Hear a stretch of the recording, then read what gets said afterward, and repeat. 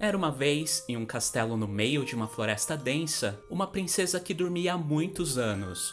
Uma agulha em uma roca de fiar iria matá-la. Essa foi a maldição que a bruxa má jogou na princesa no dia em que ela nasceu. Assustado, o rei queimou todas as rocas do reino para evitar a maldição. Mas a princesa espetou o dedo no espinho de uma que a bruxa má disfarçada deu para ela, e então adormeceu, provando que por mais que você tente, é impossível fugir do seu destino. Exceto pelo beijo do príncipe, a única coisa no mundo que pode quebrar a maldição. Bom, a gente acabou de ver a versão mais popular e difundida da clássica história da Bela Adormecida, um dos mais lembrados e ao mesmo tempo odiados contos de fadas que estão aí há vários séculos mesmo ganhando atualizações. Atualizações que serviram principalmente para esconder a sua origem, que aliás é muito bizarra, perturbadora e nojenta para poder ser considerada uma história infantil. Pois é, diferente das adaptações mais populares, como a da Disney, por exemplo, a versão original da história dessa princesa passa muito longe de ser algo para as crianças.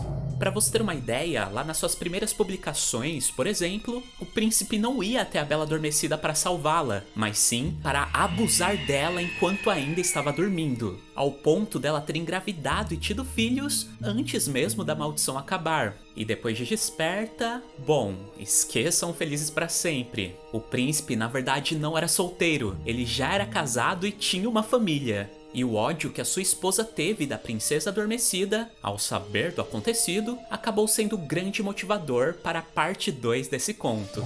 E pois é também, a Bela Adormecida, por incrível que pareça, é uma história de 2 atos. A primeira contando como a princesa cai na maldição e dorme até ela ser quebrada, e a segunda mostrando seu enfrentamento, vamos dizer assim, com a esposa do cara que a violentou. Realmente, uma história bem perturbadora mesmo. E o seu final? Bom, logo mais a gente fala sobre isso. Porque nesse vídeo eu pretendo fazer com vocês uma viagem pela criação desse conto, iniciando com a sua versão mais antiga, que é datada lá do século XIV, passando pelas suas principais adaptações até chegarmos na versão que conhecemos hoje. E obviamente nós também iremos fazer aquela analisada básica no seu enredo, né? Até porque contos de fadas não existem à toa. Todas as lendas, contos, mitos e histórias desse tipo, que são passadas de geração a geração pelo boca a boca, pela tradição, sempre remetem ou à origem de algo da natureza, ou um acontecimento real, ou algum fenômeno da natureza que os antigos não conseguiam explicar com a ciência. E a Bela Adormecida, por incrível que pareça, é um desse tipo de representações.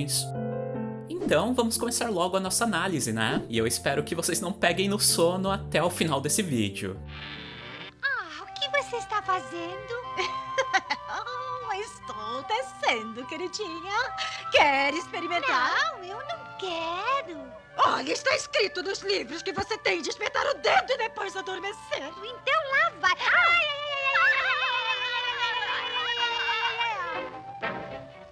Ei, pessoal, voltem daqui a 100 anos e me vejam acordar. Bom, pessoal, o conto da Bela Adormecida, assim como todos esses outros clássicos passados pela tradição, na verdade são de origem desconhecidas. Ninguém sabe ao certo de onde essas histórias saíram ou quando exatamente começaram a ser contadas. Porém, como eu já comentei, esses enredos eram passados de uma pessoa para outra, através do boca a boca, e geralmente eram utilizados por vários indivíduos de uma mesma região para explicar de uma forma lúdica algo que não tinha explicação. E os relatos mais antigos que nós temos dessas histórias, aquelas que acabaram se tornando nossos contos de fadas, vêm de uma obra chamada Perseforest, que foi publicada lá na Europa no século XIV e cuja autoria é totalmente desconhecida. O cara que escreveu esse livro resolveu juntar vários contos tradicionais, e quando eu digo vários, é vários mesmo, porque esse livro é gigante, lá daquela parte da Europa, onde ficou a Inglaterra, a França, a Alemanha e Países Baixos, meio que os interligando para construir um enredo que justificasse a origem da Grã-Bretanha. Explicando melhor, ele fez tipo uma junção de várias histórias populares que falavam sobre reinos mágicos e grandiosos para exaltar o mundo arturiano. E a Bela Adormecida vai aparecer nesse livro aí com o nome de Zelandine, e a sua história obviamente não tinha nada de infantil, tendo exatamente aqueles mesmos temas que a gente já comentou no começo do vídeo, de abuso e gravidez enquanto ela ainda estava dormindo, e do príncipe já casado com uma esposa ciumenta e vingativa. Bom, daí pulamos agora para o século XVII, quando esse cara aqui, o poeta Jean-Baptiste Basilée, decidiu revisitar essa obra. E além do completamente, ele começou a notar que vários daqueles contos possuíam coisas em comum, coisas que ele acabou dividindo em 3 tipos. Haviam várias histórias com princesas melancólicas, com princesas com maldições ou que só poderiam se casar com pessoas difíceis de encontrar, e com protagonistas adormecendo ou entrando numa espécie de semi-morte em alguma parte dos acontecimentos. E pensando nisso, ele decidiu juntar todas essas temáticas para criar uma história que conseguisse unificá-las, e uma história que também trouxesse junto todos aqueles outros contos também. No livro chamado Pentamerão, o Basilée criou então um conto de uma princesa triste, que acabou recebendo uma maldição que dizia que ela só poderia se casar com um príncipe que estava há muito tempo adormecido. Por sorte, a garota possuía fadas madrinhas que acabaram ajudando com uma solução. Elas falaram que o príncipe poderia sim ser acordado, contanto que fosse jogado nele um jarro repleto de lágrimas. Porém, a princesa não conseguiu encher o recipiente totalmente antes de cair no sono, e se aproveitando da situação, uma das suas escravas roubou o jarro e preencheu com as suas próprias lágrimas e acordou o príncipe primeiro. Como resultado, ela acabou se casando com ele no lugar da princesa, e até mesmo engravidou. Só que aí as nossas fadinhas agiram novamente e incentivaram a escrava usurpadora a pedir para que seu noivo lhe contasse histórias, ou então ela abortaria o bebê que estava esperando. E é aí que o príncipe contrata 10 contadores de história para, cada um, contar 5 histórias diferentes para sua esposa por dia, totalizando 50 no total, que são exatamente 50 contos de fadas clássicos tirados daquele livro anterior, o Perseforest do século XIV. Vale avisar que um dos contadores era justamente a princesa que havia sido enganada por sua escrava, princesa essa que estava disfarçada e que usou as temáticas dos contos, no caso aquelas 3 lá que a gente já citou anteriormente, princesa melancólica, maldição e personagem adormecido, para revelar ao príncipe que na verdade a sua esposa era uma escrava impostora. Escrava essa que, só como curiosidade, acabou sendo enterrada viva com feto na barriga e tudo. Mas enfim, e uma das histórias contadas pela princesa nessa obra é justamente uma variante da Bela Adormecida, que nesse livro aí recebeu o título de Sol, Lua e Thalia, sendo Thalia, no caso, o nome da protagonista, que realmente, assim como na história original, estava destinada a furar o dedo numa roca de fiar e adormecer ou supostamente morrer. E depois que tudo isso acontece, o seu pai acabou colocando seu corpo dentro de um dos seus castelos escondidos na floresta, e tempos depois, um jovem rei que coincidentemente estava passando no local, decidiu entrar nesse palácio e, ao ver a jovem desacordada, acabou fazendo alguns atos libidinosos com ela. Depois disso, ele foi embora e por muito tempo esqueceu que aquele evento havia acontecido. Só que nesse meio tempo, a princesa adormecida acabou engravidando e teve 2 filhos gêmeos, que conseguiram vir ao mundo graças à ajuda de algumas fadas, que não só fizeram o parto das crianças, como também cuidavam delas, os colocando pra mamar na princesa e coisas do tipo. Até que certo dia, uma das crianças acabou chupando o dedo da sua mãe, e com isso, a fiapa da roca que estava encravado nele acabou saindo, fazendo assim com que a princesa acordasse do seu sono profundo. E a jovem, assustada com aquelas crianças que surgiram praticamente do nada, decidiu então nomeá-las como Sol e Lua, que também eram coisas que apareciam no céu e ela não sabia de onde tinham saído. Já quanto ao rei assediador, então, depois de um tempo ele se lembrou da garota e decidiu fazer mais uma visitinha. Só que ele acabou a encontrando acordada e agora com 2 crianças, e os 2 acabaram se apaixonando.